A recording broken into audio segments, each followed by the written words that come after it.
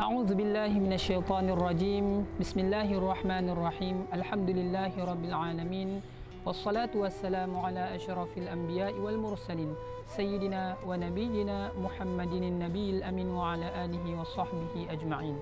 Sidang pendengar yang dirahmati lagi dikasihi oleh Allah Subhanahu wa taala sekalian, bertemu kita dalam Kultum Kuliah 7 Minit bersempena dengan Ramadan Al-Mubarak tahun 2025. Jadi pada hari ini izinkan saya untuk menyampaikan sedikit tazkirah peringatan yang bertajuk Jangan Muflis Sesudah Kaya. Sebagaimana Ramadan yang kita ketahui bahawa bulan Ramadan adalah bulan para muslimin dan muslimat melakukan amal kebaikan. Kerana apa? Kerana bulan Ramadan ini adalah bulan rahmat, bulan keberkatan, bulan pengampunan, bulan Al-Quran, dan juga banyak lagi bulan-bulan yang disebutkan tentang kebaikan-kebaikan di mana Allah Subhanahu wa taala melipat gandakan ganjaran kepada hamba-hambanya yang beramal soleh. Jadi ramai di kalangan kita pada bulan Ramadan ini dia akan melipat gandakan amalannya semata-mata untuk meraih ganjaran yang dijanjikan oleh Allah Subhanahu wa taala. Mana taknya Allah Subhanahu wa taala menjanjikan amalan-amalan sunat yang kita lakukan, Allah akan memberi ganjaran seperti mana kita melakukan amalan fardu. Yang mana amalan fardu ini kalau kita lakukan semasa kita hidup, satu kali amalan fardu, kalau kita buat amalan sunat seumur hidup kita tidak akan dapat menyamai dengan satu amalan fardu yang kita lakukan. Jadi pendek kata, bulan Ramadan ini akan menjadikan seseorang hamba Allah itu kaya raya dengan pahala, dengan amal kebajikan.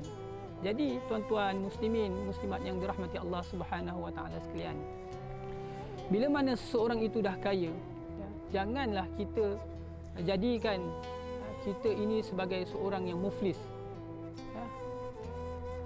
Kata Nabi SAW di dalam sebuah hadis, apabila kita sebut berkaitan dengan muflis ini, ada satu hadis daripada baginda Nabi SAW yang diriwayatkan oleh Abu Hurairah radhiyallahu an.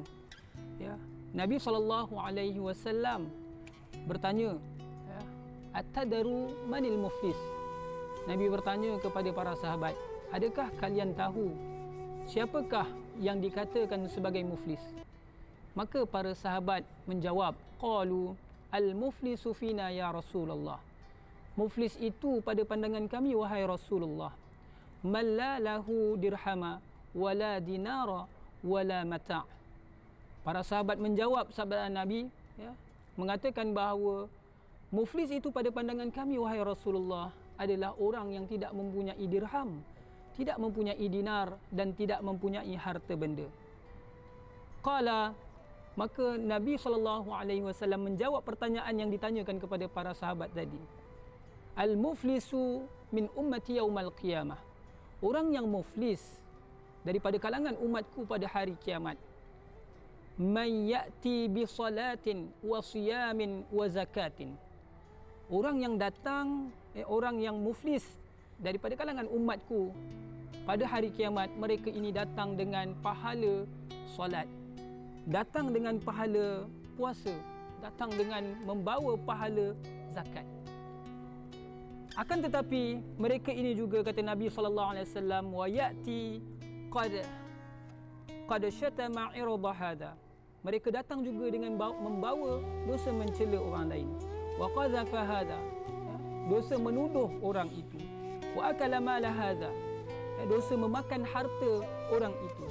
Wa daraba hadha, dan memukul orang itu.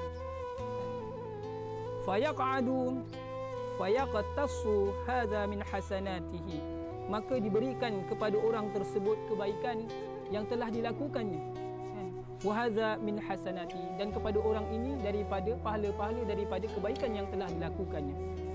Fa in faniyat hasanatuhu, dan apabila habis pahala-pahala daripada kebaikan yang dia lakukan, qabla an yuqda ma alai, sebelum selesai tuntutan yang dibuat ke atasnya, ukhidha min khatayahum, maka orang ini yang banyak amal ini tadi, dia akan mengambil dosa-dosa orang-orang yang dilakukan dosa tersebut. Faturiha alaih, dan dia mencampakkan dosa itu kepada diri dia.